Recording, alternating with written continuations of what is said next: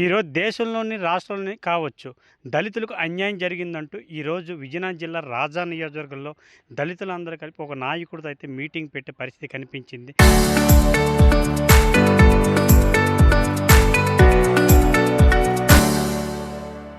మాకు ఎక్కడ సరైన న్యాయం జరగట్లేదు, ఈరోజు అన్యాయం జరుగుతుందంటూ ఈరోజు ఎవరైతే రాష్ట్ర మాల మహానాడు అధ్యక్షుడు మనతో పాటు అయితే ఉన్నారో రాజేష్, ఆయనతో ఒకసారి మాట్లాడు ఏంటి వాళ్ళకి అన్యాయం జరిగిందని, వాళ్ళ ప్రధాన డిమాండ్ ఏంటంటే ఆయనతో ఒకసారి మాట్లాడే ప్రయత్నించేద్దాం. సార్ చెప్పండి సార్, మీకు అన్యాయం జరిగింది అంటున్నారు, అసలు ఏంటి ఆ జీవో, మీరు ఏమని కోరుకుంటున్నారు? సార్ ఇప్పుడు 102 జీవో అన్నది ఏంటంటే, ఇది ఎస్సీ, ఎస్టీ, బీసీలు ఎవరైనా సరే, ఇవి ఎంబీబీఎస్ కానివ్వండి, జేఈ మెయిన్స్ కానివ్వండి, ఉద్యోగాలు కానీ ఏదైనా సరే వీళ్ళ ఆప్షన్ పెట్టుకోవాలంటే కనుక ఆల్ ఆప్షన్ పెట్టుకోవచ్చండి. అదేంటంటే ఓపెన్ కేటగిరీలో పెట్టుకోవచ్చు. నెక్స్ట్ ఎస్సీ అయితే ఎస్సీ రిజర్వేషన్ పెట్టుకోవచ్చు. ఎస్టీ అయితే ఎస్టీ రిజర్వేషన్లో, బీసీ అయితే బీసీ రిజర్వేషన్లో పెట్టుకోవచ్చు. అది రిజర్వేషన్ కేటగిరీలో అందరికీ ఉంటుందండి. ఇప్పుడు ఈ జీవో ఏం చెప్తుందంటే, మీరు ఎస్టీ అయినా, ఎస్సీ అయినా, బీసీ అయినా ఎవరైనా సరే మీరు ఓపెన్ కేటగిరీలో కాకుండా మీరు రిజర్వేషన్ ఏ రిజర్వేషన్ మీకు అయితే వచ్చేస్తే ఆ రిజర్వేషన్లను ఆప్షన్ పెట్టుకోవడం చెప్తుంది ఈ జీవో. అయితే మేమేమంటున్నామంటే 2019లో హైకోర్టు మరి ఒక తీర్పు ఇచ్చింది.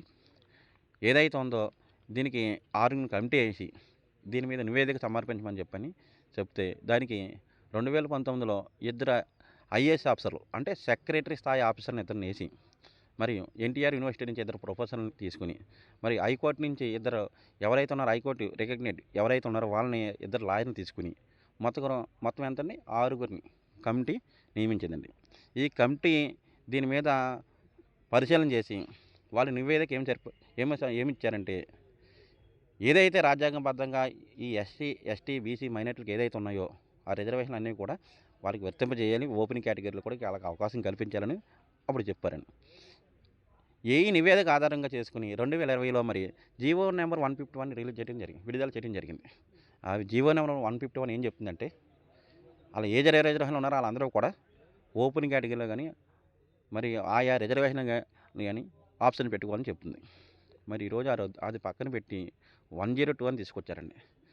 మరి ఇది మా మా బిడ్డలపై ఎవరైతే ఉన్నారో మా బిడ్డలే కాకుండా ఎస్టీ మళ్ళీ బీసీ బిడ్డల మీద కూడా మరి ఈ జీవో ప్రభావం చూపిస్తుంది.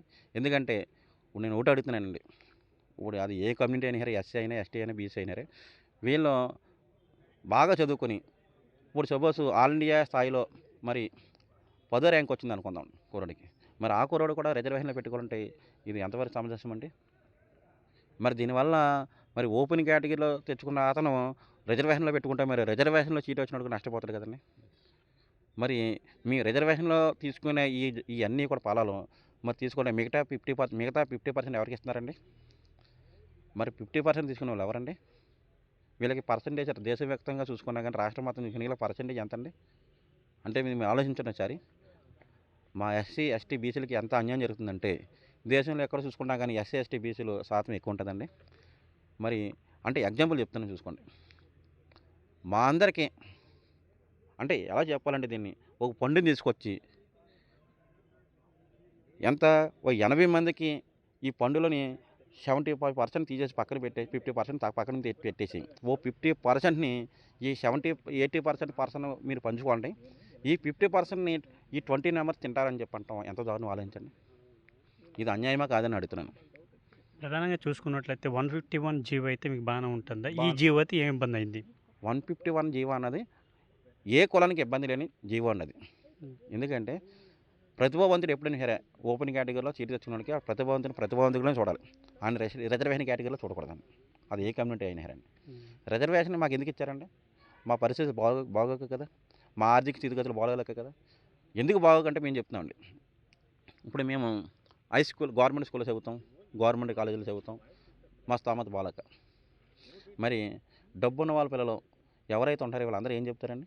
పెద్ద పెద్ద కార్పొరేట్ కాలేజీలో, కార్పొరేట్ స్కూల్లో చదువుతారు. వీరికి ఫ్యాకల్టీ కూడా బాగుంటుందండి. మా ఫ్యాకల్టీ ఎలా ఉంటుందంటే మీకు తెలిసే ఉంటుంది, గవర్నమెంట్ స్కూల్లో కానీ ఎక్కడైనా. ఇప్పుడు ప్రైవేట్ స్కూల్లో కూడా ఎలా ఉందని పరిస్థితి, చిన్న చిన్న ప్రైవేట్ స్కూల్ ఎలా ఉన్నాయంటే, వీడు కంపార్ట్మెంట్లో కడుతూ పాస్ అయ్యి వీడు డిగ్రీ పట్టా చేతికి వస్తుంది. ఎక్కడ ఏదో కాలేజీలో కానీ ఏదో చిన్న స్కూల్లో కానీ జాయిన్ అయిపోతాడు. మరి అతని ఫ్యాకల్టీ ఎలా ఉంటుందండి? మరి ఐఐటి స్థాయిలో ఖరగ్పూర్ కానీ, ముంబై కానీ, చెన్నై కానీ ఇట్లా చదువుకున్న వ్యక్తి ఫ్యాకల్టీ ఇస్తే ఎలా ఉంటుందండి?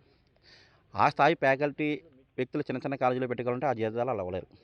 కార్పొరేట్ స్థాయిలో పెట్టుకుంటేనే ఆ జీతాలు ఇవ్వగలరు.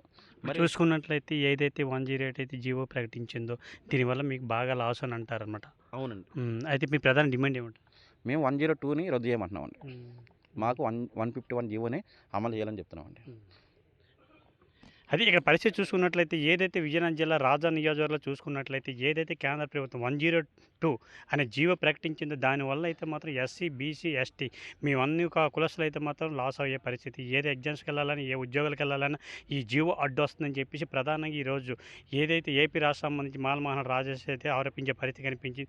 ఇదే విషయంపై అయితే మాత్రం మేము ఒక ఉద్యమం ప్రకటించి ఉద్యమం అయితే చేసే పరిస్థితి కనిపించింది. దీనిపై అయితే మాత్రం ఏదైతే 102 జీవో అయితే ఉందో ఆ జీవోను తక్షణమే తొలగించాలి. 151 జీవోని అదైతే పునరుద్ధరించే పరిస్థితి చేయాలని చెప్పేసి అయితే ఈరోజు రాజా నియోజకవర్గంలో అయితే మాత్రం ఈరోజు ఆందోళన చేసి నిరసన కార్యక్రమం చేసే పరిస్థితి కనిపించింది. ఈ విషయంపై అయితే మాత్రం కేంద్ర ప్రభుత్వం కావచ్చు, ఏపీ ప్రభుత్వం కావచ్చు తక్షణం ఆలోచించి 151 జీవోని రప్పించాలని చెప్పేసి ఈరోజు కోరుకునే పరిస్థితి. రాజంపట్నం నుంచి సురేష్, ఆర్టీవీ.